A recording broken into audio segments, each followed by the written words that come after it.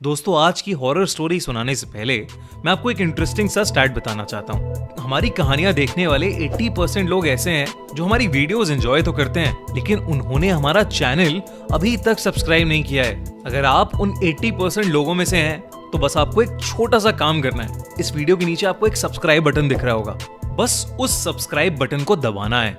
बस इतना सा काम करना है आपको, और लगे हाथों बेल आइकन भी प्रेस कर देना ताकि हमारी लेटेस्ट वीडियो आते ही आपको सबसे पहले पता चले।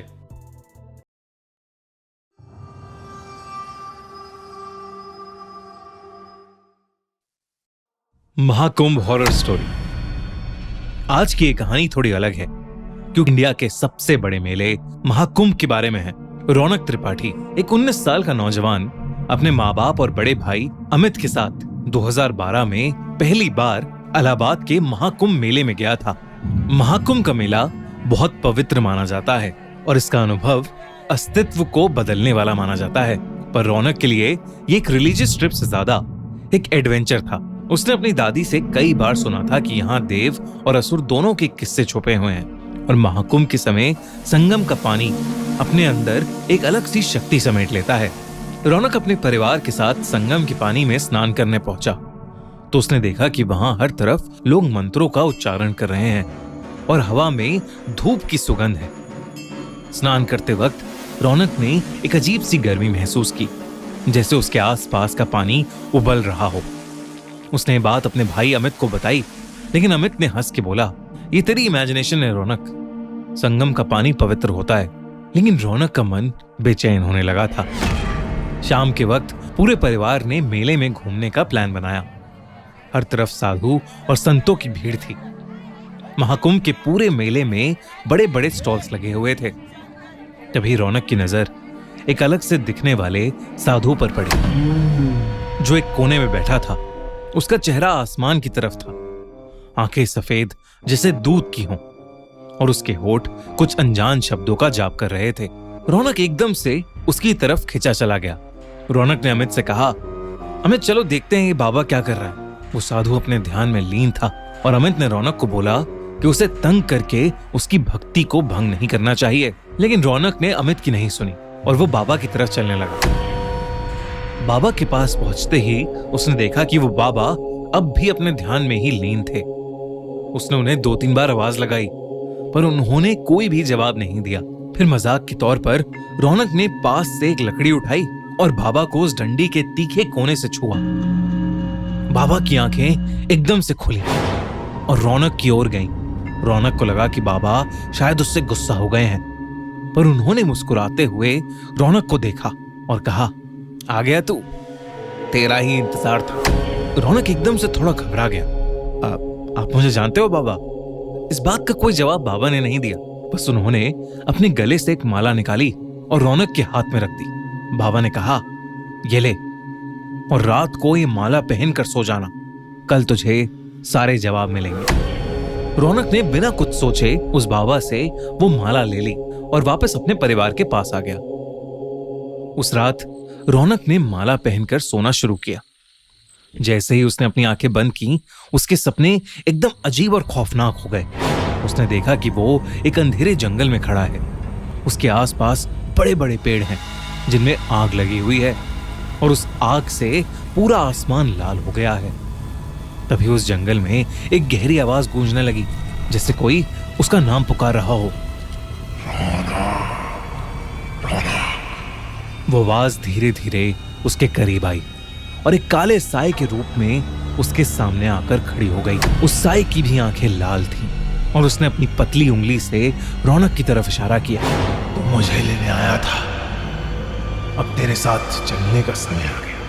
उस साए ने रौनक से ये कहा और एकदम से वो साया जैसे उसके अंदर ही समा गया। रौनक चिल्लाते हुए नींद से उठा। उसकी शर्ट पसीने से भीग चुकी थी। उसने माला को देखा जो एकदम से बहुत ज्यादा खौलती हुई गर्म हो गई थी। रौनक ने तुरंत उस माला को निकालकर जमीन पर फेंक दिया और फिर से चादर तानकर सो गया। अगले कुछ दिनों में त्रिपाठी परिवार के साथ अजीब अजीब घटनाएं होने लगी, जिससे रौनक के पापा की कपड़ों की दुकान में शॉर्ट सर्किट होने की वजह से आग लग गई। उसके भाई अमित को जॉब से निकाल दिया गया और उसकी मां की तबीयत अचानक ही बेहद खराब रहने लगी। इसी बीच रौनक एक दिन अपनी अलमारी साफ कर रहा था और सफाई करते वक्त उसके होश ही उड़ गए।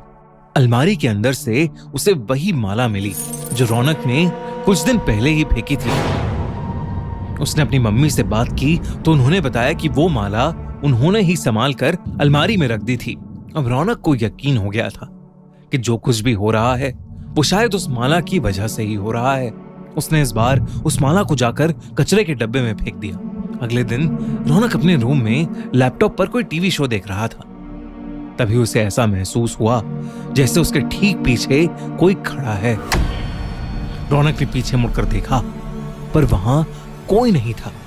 लेकिन जैसे ही रौनक ने वापस मुड़कर देखा, उसके कमरे के एक कोने में वही लाल आंखों वाला काला साया खड़ा था जो रौनक के सपने में आया था।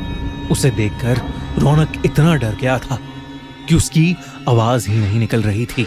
वो काला साया धीरे धीरे रौनक के करीब आया और बोला, संगम, वापस आ जा।